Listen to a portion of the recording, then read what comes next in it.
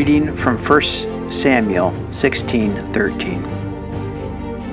Then Samuel took the horn of oil and anointed him in the presence of his brothers. And the Spirit of the Lord came mightily upon David from that day forward.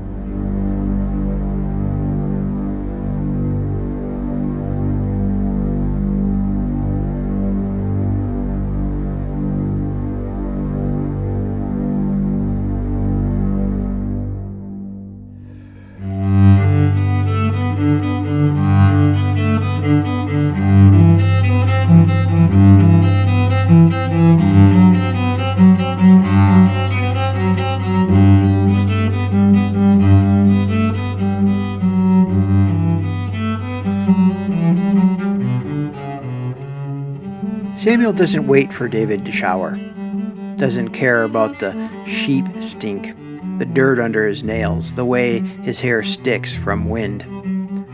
The prophet of Israel, the man with the horn of oil, is standing there while David is still trying to catch his breath. The world stops for the kid who smells like grass and sweat. I spent years running from that. Got the degrees, got the big pulpits, learned the right words, wore the right shoes, had the right handshakes, tried to look like a firstborn, polished, sure, like I belonged. But every time I put on Saul's armor, it clinged, too heavy, too loud, don't fit. David walked in raw, no script, no polish, just a boy with a sling and a snare. Maybe you think you need to be ready. Resume perfect. Hair combed, no baggage, no bad habits, no doubts. Wrong. Because God wants the dusty you. The one who just clocked out. The one folding the laundry at 2 in the afternoon. The one who still smells like yesterday. He doesn't need a rehearsal. He needs the real thing. What really cuts here is he's anointed in the presence of his brothers. God didn't pull David into a private room. He didn't whisper, "Hey, keep this between you and us. We don't want to hurt their feelings."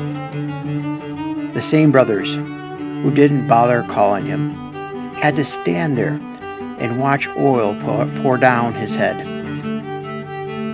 The ones who were sure that they were the main course and had to see God choose the kid from the side dish menu. Some of you are going to be called in front of the very people who underestimated you. You get the position in the office where you were the punchline. You preach in the church where you used to stack chairs in the dark. You'll raise a family after everyone said you'd ruin your life. And when it feels awkward, you'll want to apologize. You'll want to shrink, to say, "Oh, it's nothing. It's just it just kind of happened." Well, don't. You don't have to cower yourself. You don't have to crown yourself. You don't have to grab for the horn out of God's hands. He picked you. Let him be the one who explains it. You just stand there. Sheep smell and awe and receive.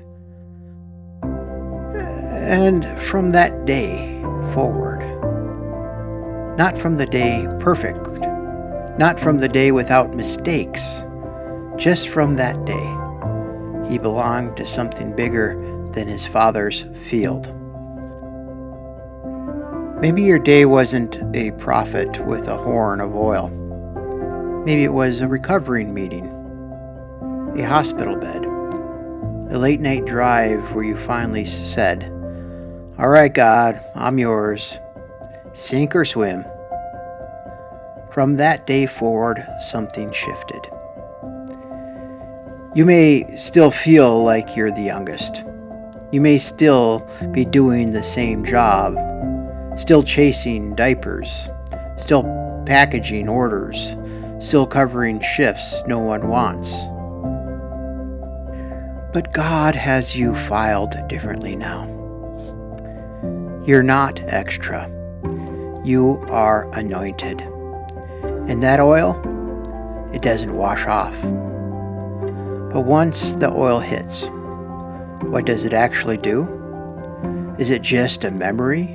A nice story? That's tomorrow. In our next reflection, we're going to be looking at what the oil actually does once it's on. It is just a story, or is it something deeper?